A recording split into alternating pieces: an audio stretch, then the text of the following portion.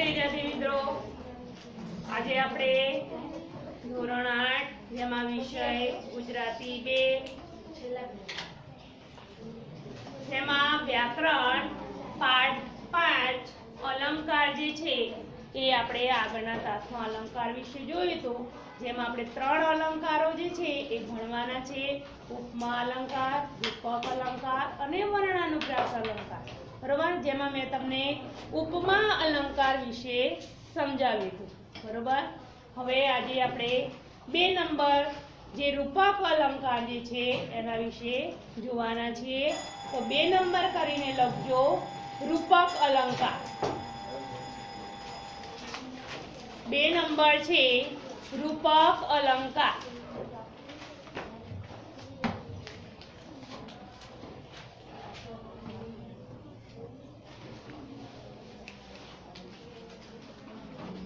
રૂપક અલંકાર તો લખો. રૂપક અલંકાર લખ્યા પછી એના નીચેની લીટીમાં વાક્ય લખવાનું છે. તો વાક્ય લખો, ચરણ તમારા પારિજાતના ફૂલ. ચરણ તમારા પારિજાતના ફૂલ. હવે નીચેની લીટીમાં પાછું ડેશ કરીને લખજો કે અહીં ઉપરના વાક્યમાં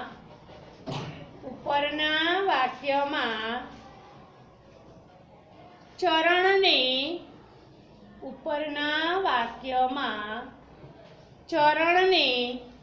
પારિજાતના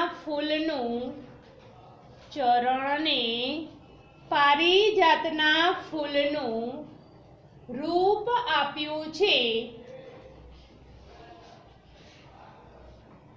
ફૂલનું રૂપ આપ્યું છે. અહીં ચરણ ઉપમે છે અને પારિજાતનું ફૂલ ઉપમાન છે.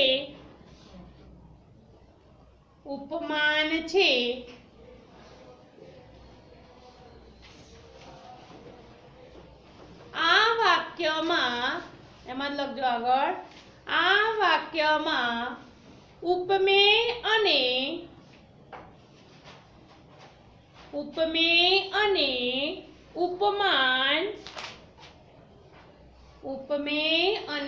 ઉપમાન એકરૂપ બની ગયા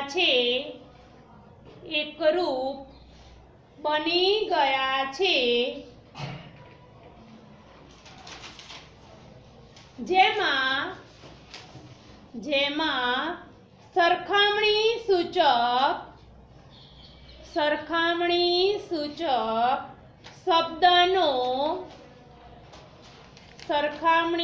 સૂચક શબ્દનો ઉપયોગ થયો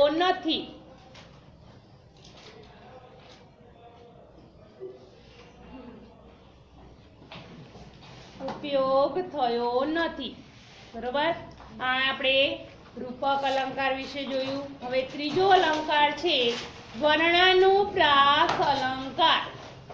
ત્રીજો અલંકાર લખો, વર્ણાનુપ્રાસ અલંકાર. હા, 3 નંબર વર્ણાનુપ્રાસ અલંકાર. હવે એની નીચેની લીટીમાં લખજો પહેલા વાક્ય, કાકાએ કાકીને કાચી કેરીનું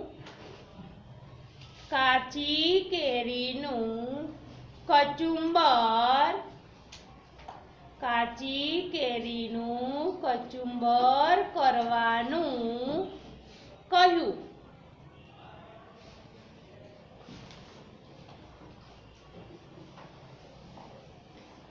નીચેની લીટીમાં ડેશ કરીને લખો, ઉપરના વાક્યમાં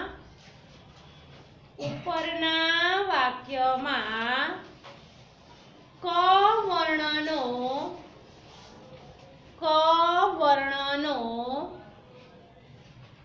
વારંવાર ઉપયોગ થયો છે.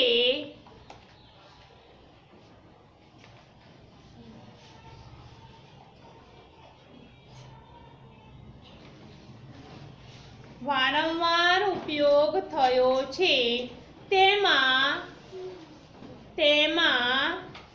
એક જ વર્ણ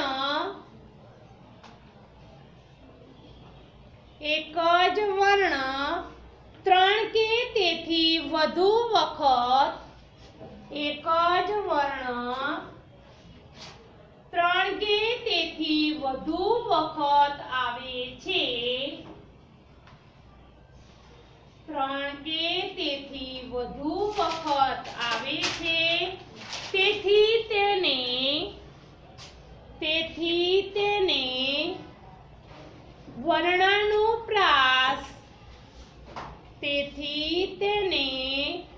વર્ણાનુપ્રાસ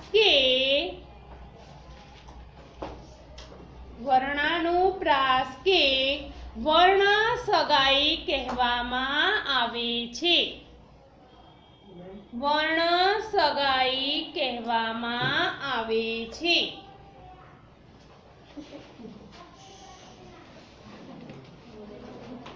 બરોબર.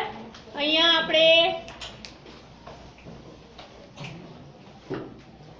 વર્ણાનુપ્રાસ જે અલંકાર હતો એમાં આપણે વાક્ય જોયું હતું, જેમાં પહેલો અક્ષર જે હતો એ ક વાળો હતો, એને એટલે વારંવાર એ શબ્દનો ઉપયોગ થાય છે માટે તેને વર્ણાનુપ્રાસ અલંકાર કહે છે. બરોબર. હવે વચ્ચોવચ્ચ લખો સ્વાધ્યાય. જે તમે 3 અલંકારો વિશે આપણે અહીંયા ભણવાનું હતું એના વિશે મેં તમને લખાયું છે. હવે વચ્ચોવચ્ચ જે છે સ્વાધ્યાય લખવાનું છે. લખો સ્વાધ્યાય. સ્વાધ્યાય લખ્યા પછી એક લીટી છોડી દેજો અને પછી લખો સૂચના મારો કે નીચે આપેલા, હવે વાક્યો આપેલા હશે એમાંથી કયું વાક્ય છે એ કયા અલંકારનું છે આપણે એની સામે જવાબ લખવાનો છે. બરોબર. તો લખો નીચે આપેલા વાક્યોમાંના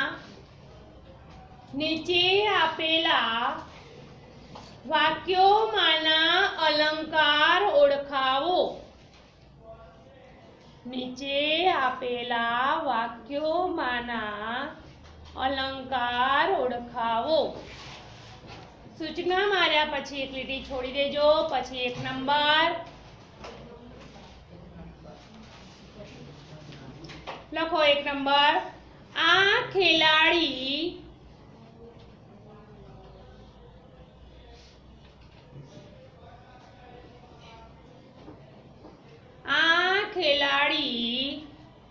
સચિન તેંડુલકર જેવો છે.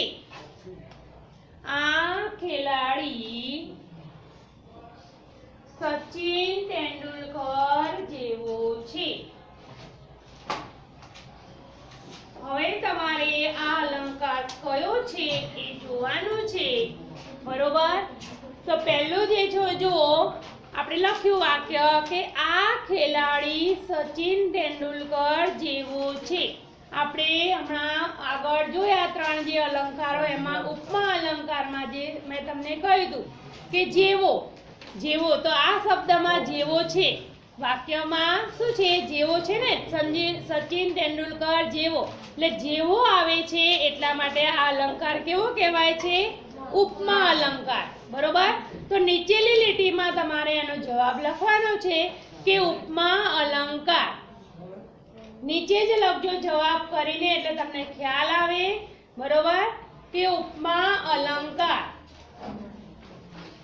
પહેલો વાક્ય જે હતું એ ઉપમા અલંકારનું છે. હવે એક લીટી છોડીને 2 નંબર લખો. અજય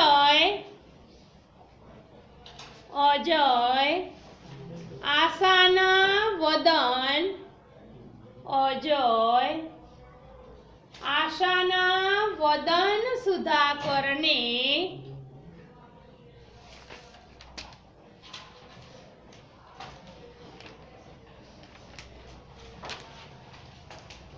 અજય આશાના વદન સુધાકરને નિહાળી રહ્યો.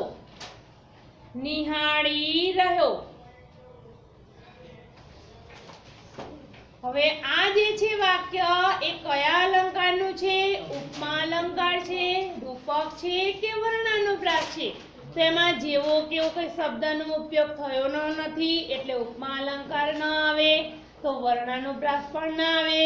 તો કયો આવશે? અહીં ઉપમાન અને ઉપમેય એ બંને એકરૂપ બની ગયા છે, માટે આ અલંકાર જે છે રૂપક અલંકાર છે. બરોબર? તો જવાબ લખજો રૂપક અલંકાર. બીજામાં રૂપક અલંકાર. ત્રીજું છે, લીટી છોડી લખજો. ત્રીજું કામિની. કામિની કોકિલા. કામિની કોકિલા કેલી. કેલી કુંજન કરે. કુંજન કરે. તો આ વાક્યમાં પહેલો અક્ષર જે ક શબ્દ જે છે એ ક જ વર્ણ જે છે એ વર્ણનો વારંવાર ઉપયોગ થયેલો છે. ક કામિની કોકિલામાં ક, કેલીમાં ક, કુંજનમાં પણ ક અને કરેમાં પણ ક છે. એટલે ક વર્ણનો વારંવાર ઉપયોગ થયેલો છે, માટે આ અલંકાર જે છે એ વર્ણાનુપ્રાસ અલંકાર છે.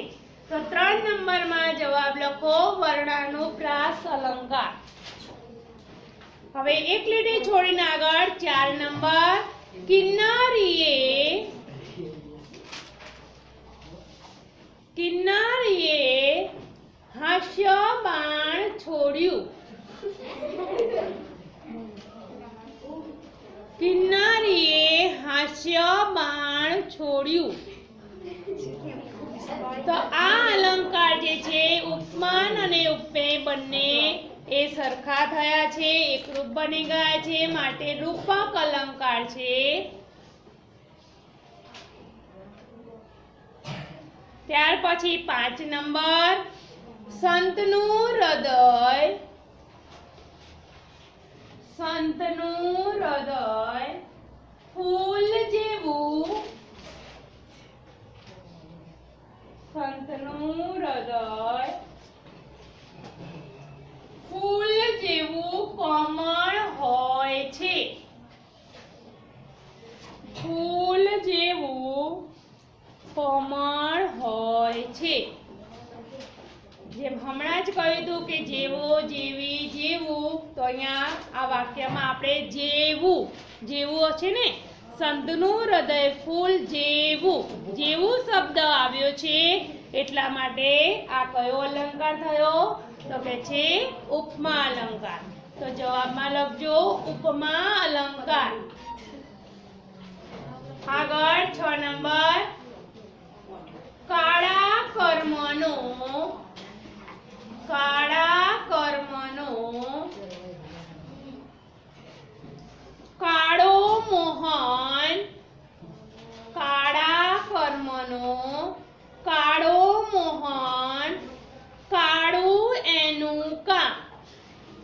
કાળું એનું કામ. કાળું એનું કામ. કામ પછી ઉદ્ગાર ચિહ્ન.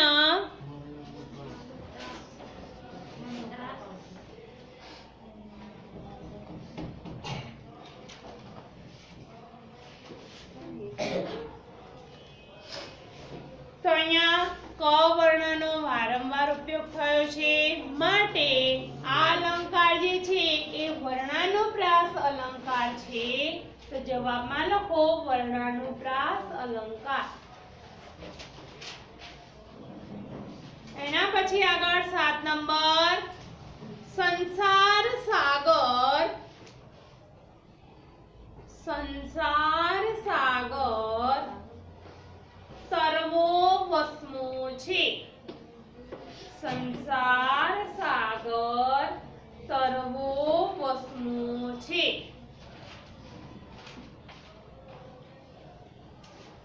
તો અહીંયા આ અલંકાર જે છે એ રૂપક અલંકાર થશે.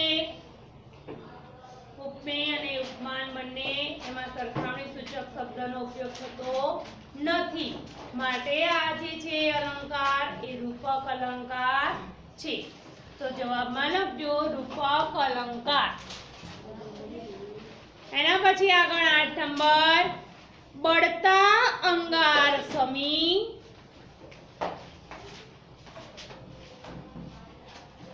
બળતા અંગાર સમી આંખો તેણે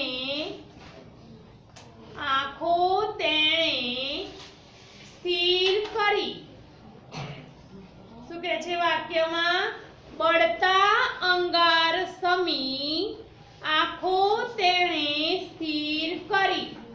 જેમ આપણે આગળ જોયું હતું કે ઉપમા અલંકારમાં સમ, સા, પેઠે જેવા આ બધા જે છે એ સરખામણી સૂચક શબ્દો જે છે એ શબ્દનો ઉપયોગ થાય એટલે ઉપમા અલંકાર આવે છે। તો આમાં સમી શબ્દ આવ્યું છે ને, એટલા માટે આ કયો અલંકાર થયો છે? તો કે છે ઉપમા અલંકાર।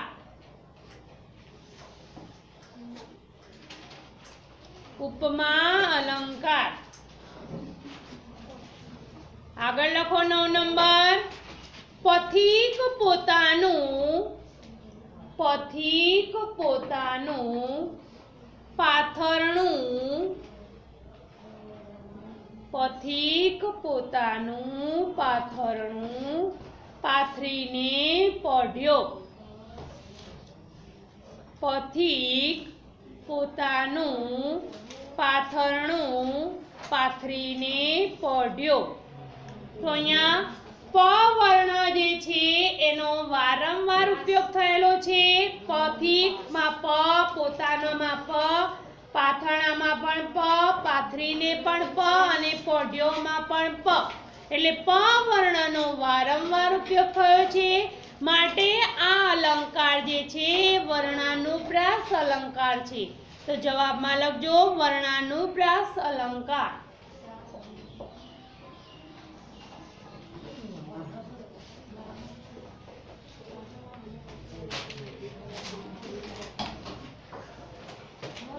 આગળ લખો 10 નંબર, પદમણી ચોમાસાના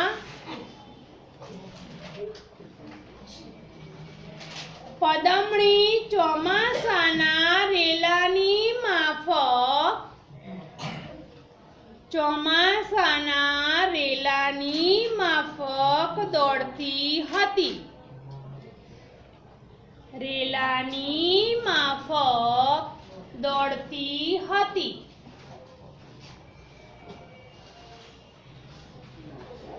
10 નંબર છે જેમાં આપણે આગળ જોયું હતું ઉપમા અલંકારમાં માફક પણ શબ્દ આવે છે, તો પણ એ કયો અલંકાર કહેવાય છે?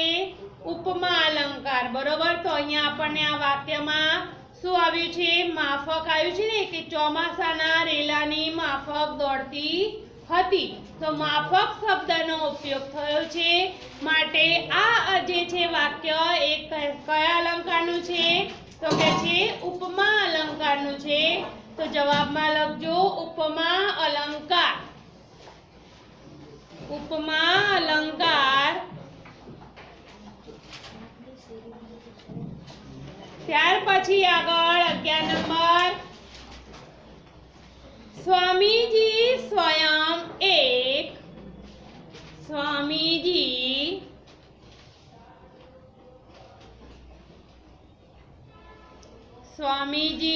સ્વયં એક બોધિ વૃક્ષ છે। સ્વામીજી સ્વયં એક બોધિ વૃક્ષ છે।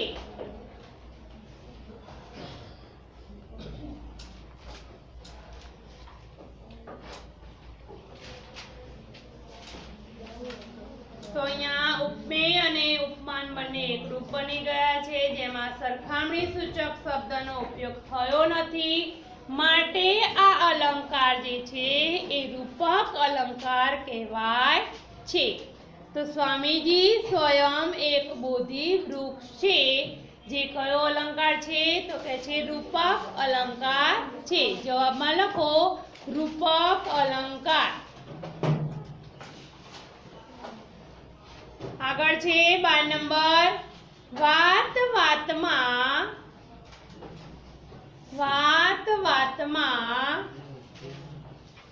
બે વટે માર્ગો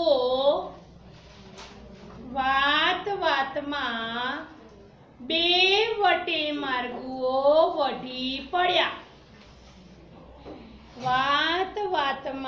બે વટે માર્ગો વઢી પડ્યા। તો અહીંયા આપણે જો વાક્યમાં વ શબ્દ જે વ વર્ણ જે છે એનો વારંવાર ઉપયોગ થયો છે કે વાતમાં જેમાં વ આવે છે, વટે માર્ગોમાં પણ વ આવે છે અને વઢી પડ્યા એમાં પણ વ આવે છે। એટલે વ વર્ણનો વારંવાર ઉપયોગ થયો છે માટે આ જે અલંકાર જે છે એ વર્ણાનુપ્રાસ અલંકાર છે।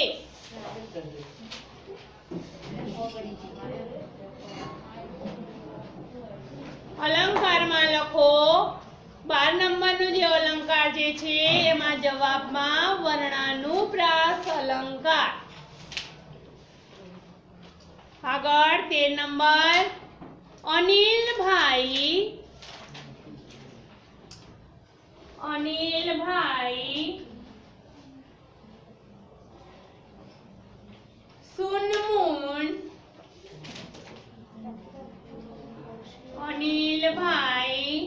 સુનમૂન સાધુ જેવા બની ગયા। અનિલભાઈ સુનમૂન સાધુ જેવા બની ગયા। તો અહીંયા આપણે વાક્ય જે છે વાક્યમાં જેવા શબ્દનો ઉપયોગ થયેલો છે, બરોબર। તો ઉપમા અલંકારમાં આપણે જોયું હતું કે જેવા શબ્દનો જો ઉપયોગ થતો હોય તો એ કયો અલંકાર કહેવાય છે તો કે છે ઉપમા અલંકાર। તો 13 નંબરનું જે છે કે અનિલભાઈ સુનમૂન સાધુ જેવા બની ગયા એટલે એ ઉપમા અલંકાર છે। આગળ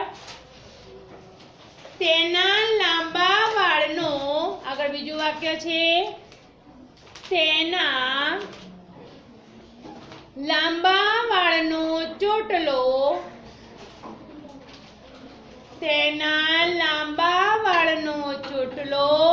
નાગણ જેવો લાગતો હતો।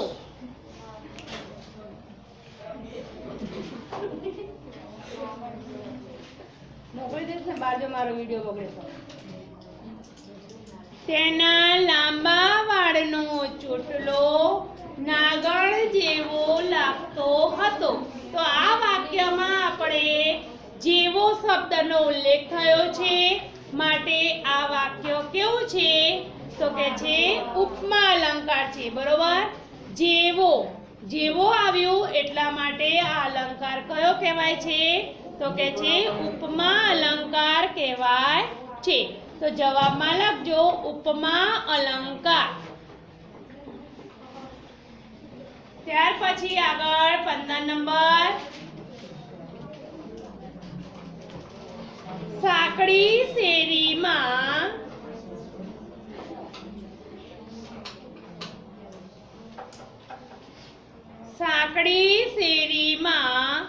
સસરો સામા મળ્યા રે। 15 નંબરનું વાક્ય છે સાંકડી શેરીમાં સસરો સામા મળ્યા રે। તો અહીંયા આપણને આ વાક્યમાં સ શબ્દ જે છે એટલે કે સ વર્ણ જે છે એનો વારંવાર ઉપયોગ થાય છે માટે આ જે શબ્દ જે છે સાંકડી શેરી સસરો સામા મળ્યા રે તો સ શબ્દનો વર્ણનો વારંવાર ઉપયોગ થયો છે માટે વર્ણાનુપ્રાસ અલંકાર છે, બરોબર। જવાબમાં લખજો વર્ણાનુપ્રાસ અલંકાર।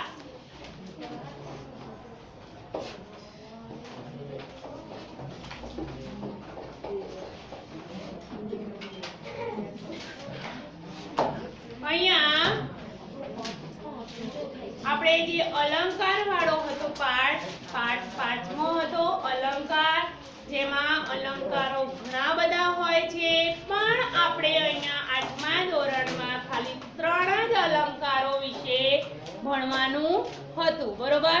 જે આપણે 3 અલંકારો વિશે જોઈ ગયા, બરોબર? ઉપમા, રૂપક અને વર્ણાનુપ્રાસ, જેના વાક્યો પણ તમને સ્વાધ્યાયવાળા વાક્યો પણ લખાવી દીધા છે. એટલે આપણું આ જે વ્યાકરણ વાળું જે ચેપ્ટર જે છે અલંકાર એ પૂરું થઈ ગયું. હવે જે છે એ આપણે પછીના તાસમાં બીજું જોઈશું.